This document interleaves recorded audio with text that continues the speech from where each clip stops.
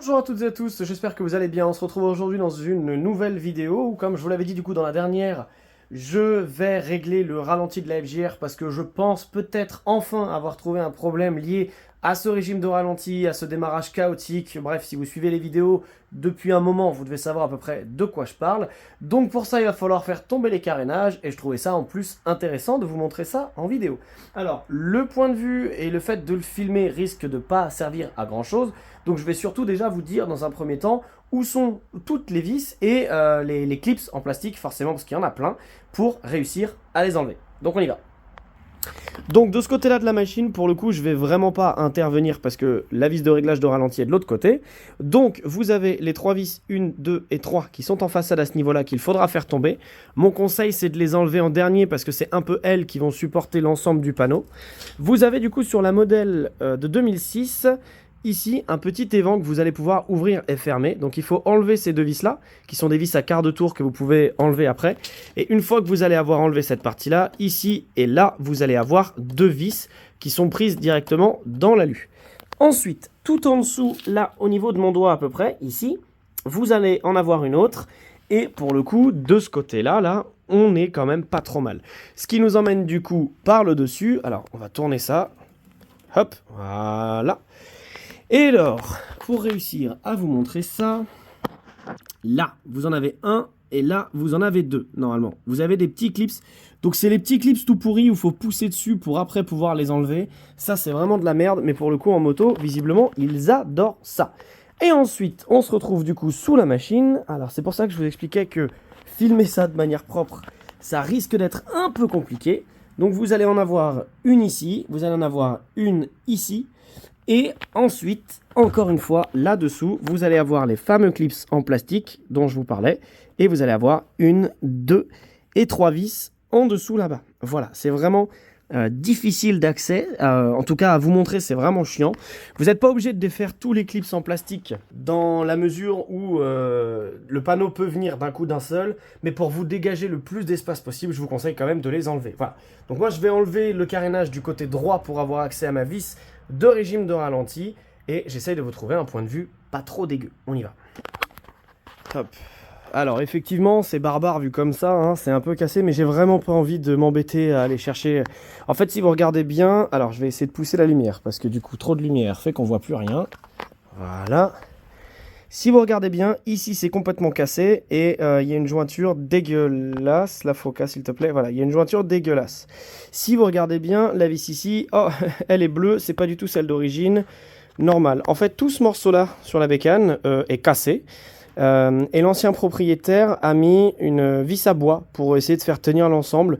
Alors vis à bois dans du plastique sur une moto, cherchez pas à questionner et vraiment à vous poser la question.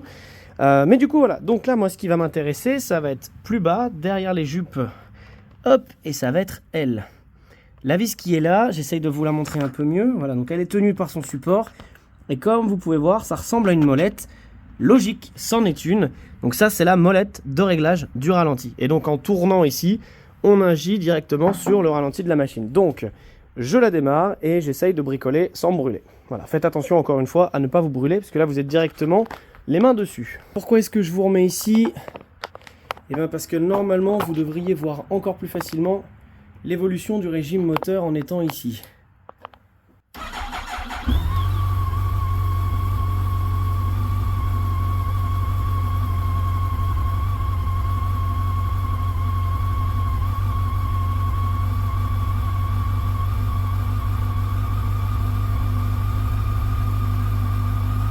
Je ne sais pas si vous avez vu l'aiguille bouger significativement, mais normalement on l'entend, le régime moteur a augmenté. Et ça c'est simplement en tournant la molette vers la droite, du coup en sens horaire. Parce que là la moto était redescendue en température, donc on considère que c'est un départ à froid. Quand la moto aura pris la moitié des barres, on va dire, à ce moment-là je réajusterai pour essayer de tomber entre 1000 et 1200 tours. Dans la documentation, c'est préconisé 1000 ou 1100 entre les deux. Mais là, du coup, je vais prendre une marge d'erreur puisque je pense qu'elle commence vraiment à fatiguer au niveau moteur.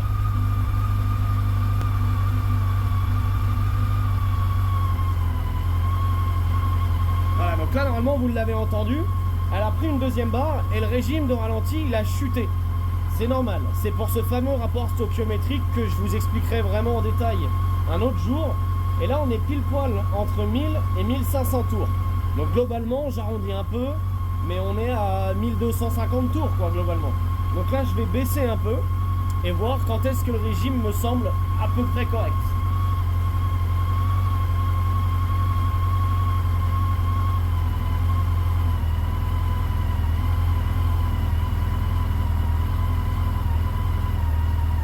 Là, vous voyez, je peux la redescendre à 1000 tours. Et si je continue, je peux la faire descendre encore plus bas. Et là, vous sentez qu'elle n'aime pas du tout. Donc, je vais la remonter jusqu'à trouver un rapport qui me plaît bien. Là, ça commence à chanter un peu sympa. On va remonter encore un peu, voilà, pour le stabiliser. Voilà, là, je suis un peu haut. Je baisse. Alors, ça se fait à l'oreille pour le coup. Ça se fait à l'oreille et au doigt. Et là, pour le coup, on n'est pas trop mal. Elle prend ses tours, elle redescend, elle broute pas, elle tremble pas. Ouais, même quand on la met dans les tours, il n'y a aucun problème. Là, ce que je surveille, c'est forcément ma jauge de température, parce que je trouve qu'elle monte beaucoup, elle monte très vite.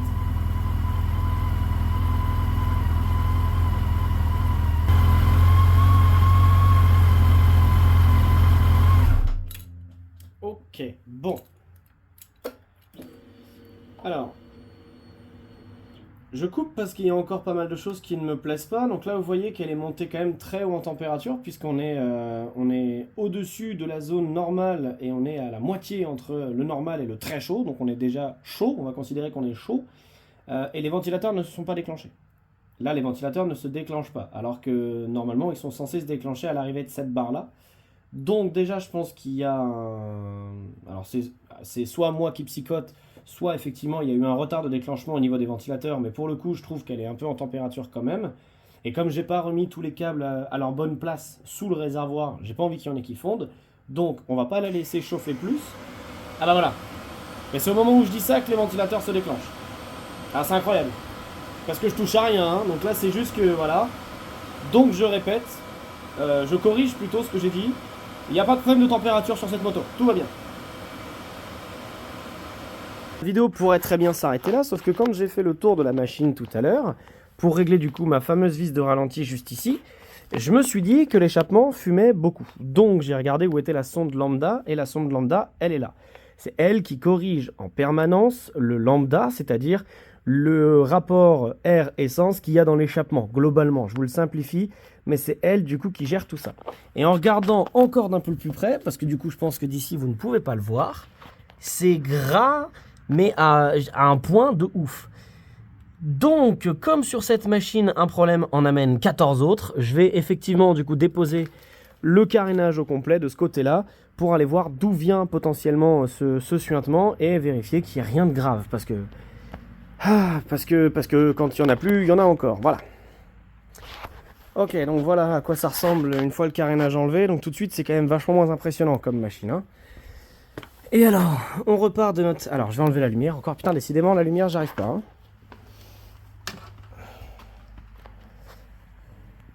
Est-ce que si je la mets là, c'est mieux?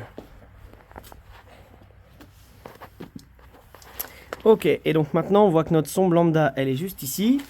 Hop, et quand on remonte, déjà à ce niveau-là, c'est gras. Là, tout ici, tout ça, c'est gras. Donc, à voir, est-ce que de ce côté-ci, on y voit quelque chose? Ouais. Donc là, c'est complètement pourri aussi. Donc, à voir d'où est-ce que ça vient. Donc, je vais poser le téléphone, puis je vais fouiller. Ok, donc on se retrouve du coup, encore une fois, du côté droit du moteur. Donc à ce niveau-là, au niveau du calage moteur. Là où on a la chaîne aussi, pour ceux que ça intéresse. Parce que du coup, j'ai une fuite, hein, une vraie fuite bien dégueu. Donc, avant toute chose, comme j'ai pas réussi vraiment à savoir d'où ça vient, je vais d'abord déposer le boîtier du calage, simplement parce que le joint peut être mal remis, ou les vis sont peut-être pas serrées assez. Donc je vais d'abord enlever déjà ce carter, voir si ça vient d'ici, ou si ça vient encore d'au-dessus. Parce que le problème, c'est que c'est tellement gras déjà là-dessus, donc sur lui, et surtout derrière à ce niveau-là, que je ne sais pas exactement d'où ça peut venir. Donc j'ai regardé dans la doc, visiblement c'est pas quelque chose de très répandu, puisque les deux vis qu'il y a juste derrière, elles sont même pas évoquées, ou en tout cas j'ai pas trouvé le chapitre. Donc je vais démonter, voir s'il y a un excédent d'huile, voir s'il y a de la merde, voir si le joint est mal mis, voir si tout bêtement au desserrage je me rends compte qu'une des vis n'est pas serrée, à quel cas, voilà, problème réglé. Et ensuite, un petit coup de nettoyage, je resserre ce coup-ci au couple, donc les vis extérieures c'est 12 Nm et la vis intérieure qui sert du coup à vérifier le calage moteur, elle c'est 15, mais j'ai pas besoin de l'enlever.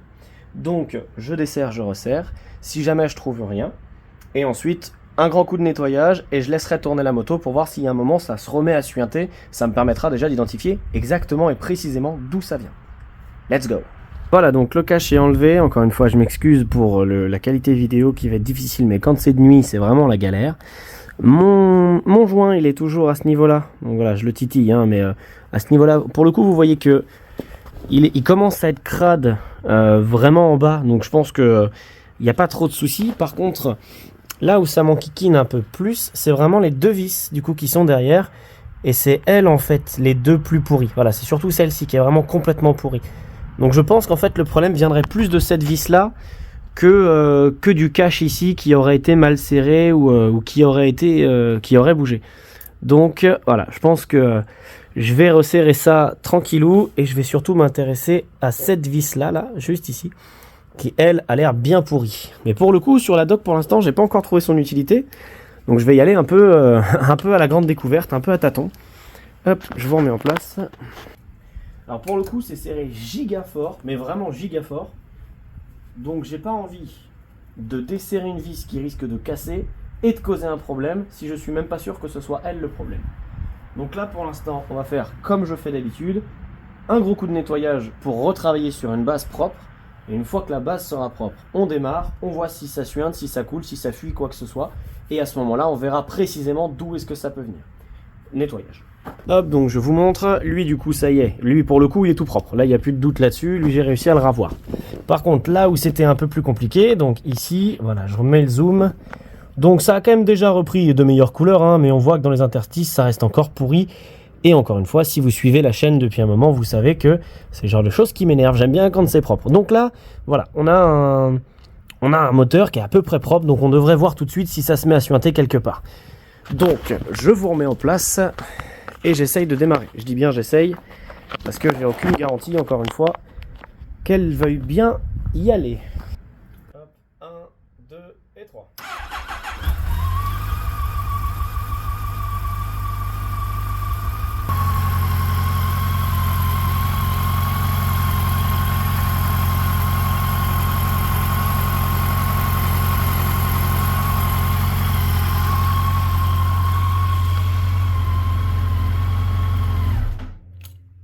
On profite d'avoir le carénage de déposer maintenant du coup pour vous montrer exactement les vis qu'il faut ou qu'il ne faut pas déposer. Le fait de l'avoir posé et ouvert à côté de moi, ça m'a permis effectivement de voir qu'il y a 3 vis dont c'est pas nécessaire de les enlever pour déposer le carénage. C'est juste un morceau de plastique qui vient se fixer au carénage. Ça vous fera plus de place si vous les enlevez, mais c'est pas hautement nécessaire. Je m'explique. Donc vous avez le morceau, alors histoire que tout le monde comprenne, qui est comme ceci. Donc on est vraiment hop au niveau du phare. Et du coup, du clignotant, je vais y arriver. Et du coup, juste derrière le clignotant, vous avez cette fameuse partie noire avec les 3 vis cruciformes dans mon cas, mais c'est pas dit que ça soit du cruci chez vous. 1, 2, 3 ici. Avec les 2 clips en plastique à ce niveau-là. Si vous voulez simplement tomber le carénage, il vous faudra juste enlever du coup les 2 clips qui sont ici. Vous n'aurez pas besoin du coup d'enlever les 3 vis qui sont là. Elles protègent juste la partie électrique du clignotant.